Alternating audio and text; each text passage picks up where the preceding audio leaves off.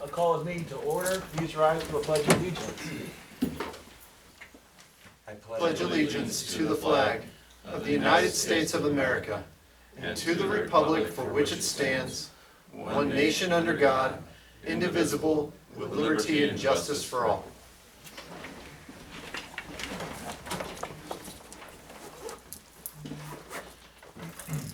This is an open meeting of the Seward, Nebraska governing body. The city of Seward abides by the Nebraska Open Meetings Act in conducting business.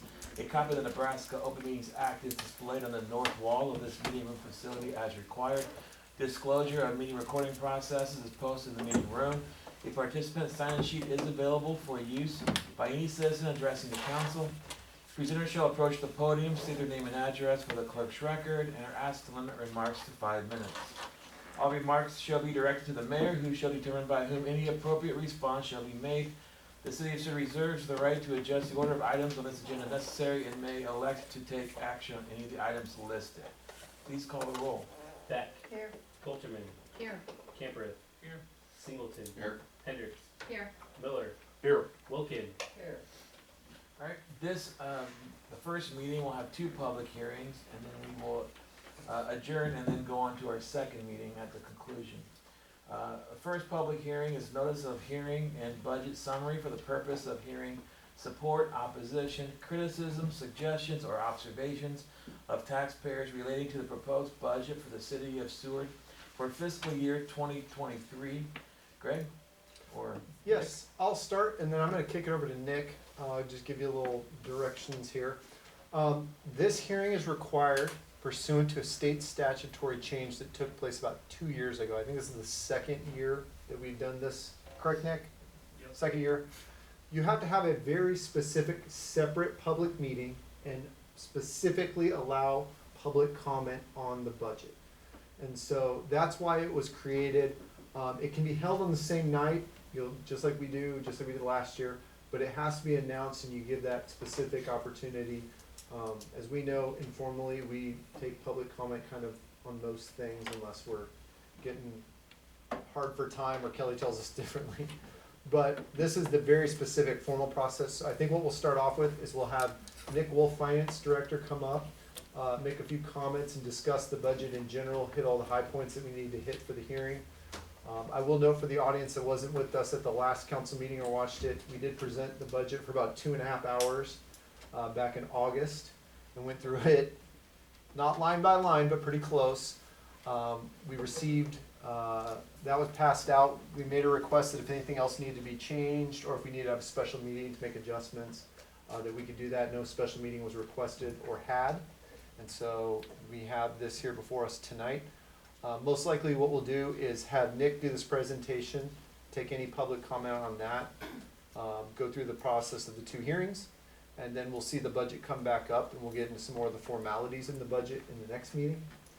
At that same time, if you have motions, questions, we'll kind of take those at any time. But if you do have changes, and Nick will mention this, we would ask that those be formal motions if they're changes, and then we'll vote on them and make adjustments and put it in the minutes. If it's something that becomes larger, so a bigger issue that takes a lot more either research or time or something like that, we would have to come back at the next meeting or a special meeting next week. So it's kind of the roadmap. I think we laid that out for you back a month or 2 ago, of how this process will go. Ultimately, we have to have the budget to the state by the end of the month, correct? They moved it back a little bit, September 30th. So, any question on that kind of timelining? If not, I'll turn it over to Nick. Alrighty, as Greg mentioned, we covered the budget in detail in our previous council meeting, and so I'm just going to be hitting highlights and mainly the requirements of LB 148 for the budget hearing, and then the budget would hopefully be adopted then in the subsequent budget hearing, or the subsequent council meeting. So, alrighty, so starting off,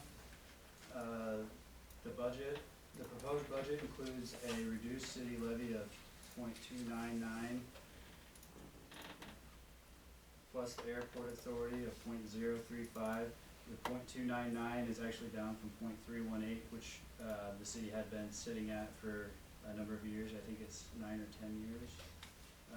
And so the city's portion of the total levy is down from 3.318 to 0.299. That makes for a total levy of 0.334 per $100 of property value.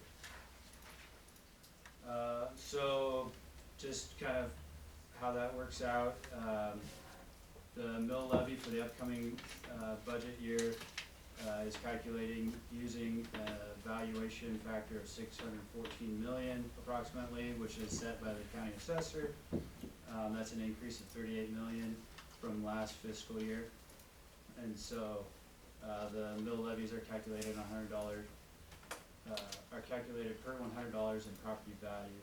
So to determine the tax paid by a citizen that owns a house that is assessed at $200,000, you divide the $200,000 by 100, giving you $2,000. Then you would take that $2,000 times the mill levy of 0.334, giving you a property tax payment to the city and airport authority of $668, which again, of course, would just be the portion for the city and airport. There would be other taxing entities within this city that would also make up the citizen's total bill. Moving on to personnel costs. This budget includes a 5% COLA, which we discussed in the previous council meeting, as well as the Personnel Audit and Finance Committee meetings. It also includes the comparability adjustments that you motioned to include.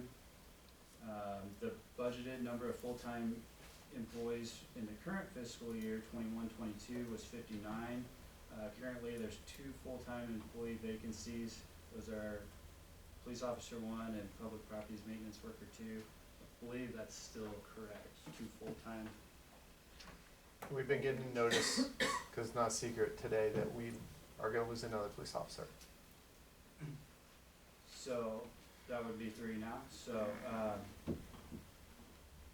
we continue working to keep those positions filled as an ongoing effort. And then in the proposed budget, it includes 1 additional FTE, which would be the utilities locator, which actually was brought to the council during the middle of this fiscal year. And so that was just now included in the budget and outlined there. So a total of 60 full-time employees. Moving on then to the restricted budget authority. This is just kind of a quick outline of that. The 22-23 budget includes the 2.5% allowable increase in restricted funds. That is in accordance with state law. The recommendation of the state auditor's office and administration is recommending that the council also authorize an additional 1% restricted budget authority to provide a buffer against the possibility of future financial shortfalls.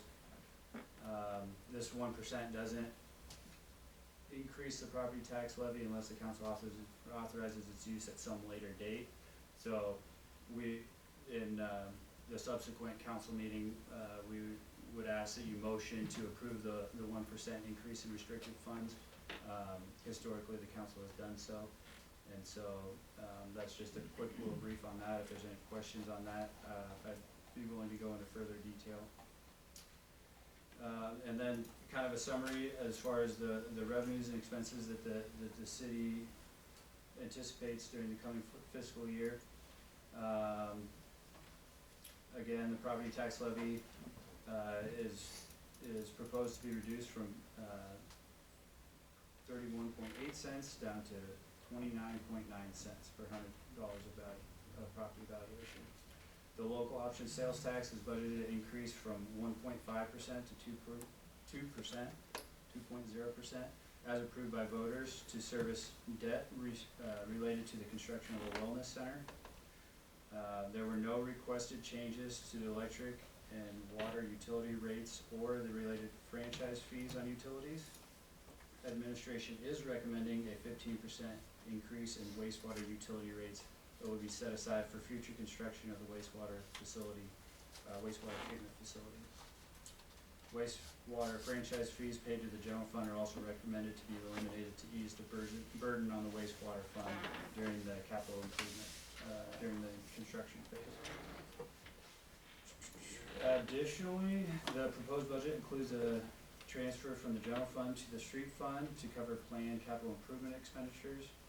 No cash transfers from utility funds or debt service funds are recommended. We continually look to, for ways to make improvements in the budget process and city operations and keeping everything running smoothly, so. Other than that, I don't know, the only other thing that, we might recommend as far as, looking at, a comparison from the prior year to this year would be to pull up the cash summary spreadsheet.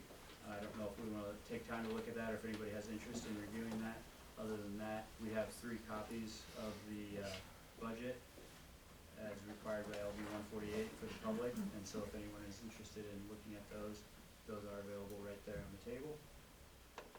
And that's kind of the highlights that I have as it stands, so, Thanks, Nick, for all your work on this. absolutely. Any questions from the council this time?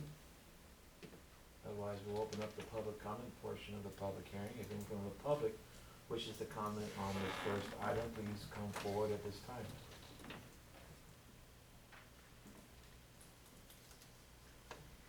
Seeing no one wishing to comment on the first item, I will close the public comment portion of the public hearing and return to the council for any further discussion.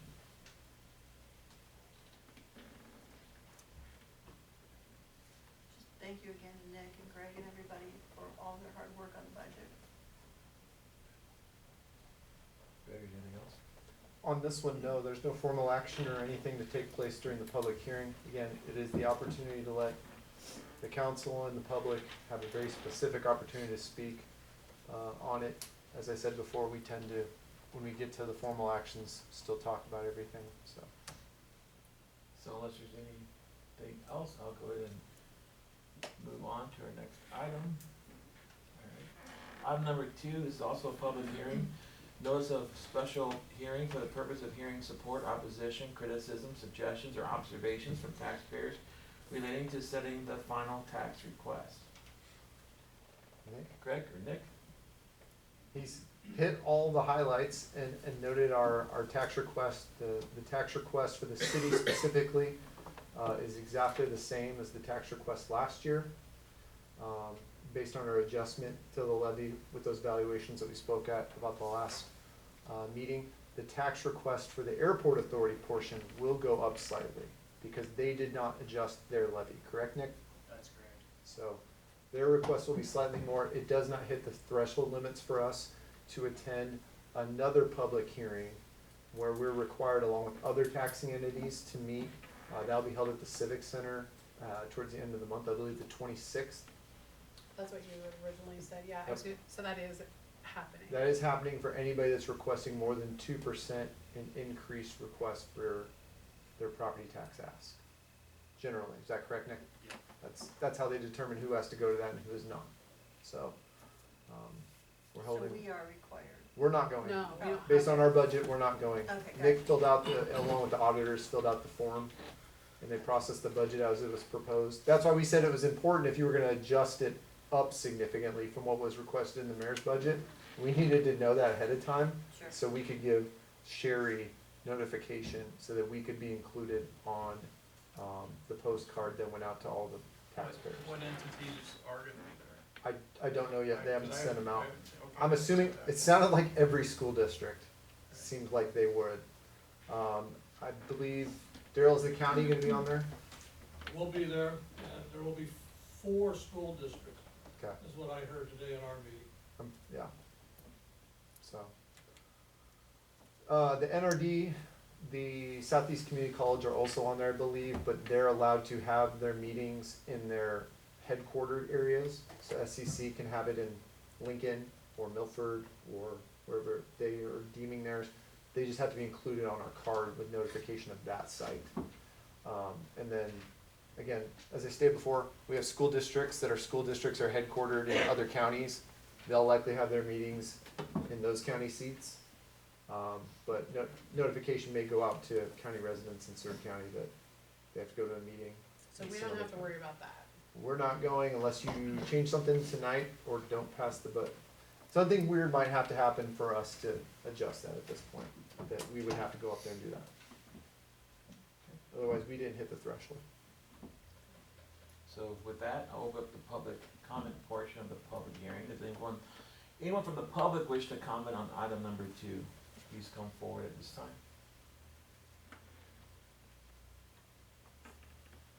Seeing no one wishing to comment on item number 2, I will close the public comment portion of the public hearing and return to the council for further discussion. Anything else, Greg? Nope. Okay, unless there's anything else, I will ask, is there a motion to adjourn? So moved. We have a motion and a second. Please register your votes. Please display the votes. Voting in favor are Wilkin, Beck, Camper, Fulkerman, Miller, Singleton, Hendricks, 7-0. I'm gonna Go ahead.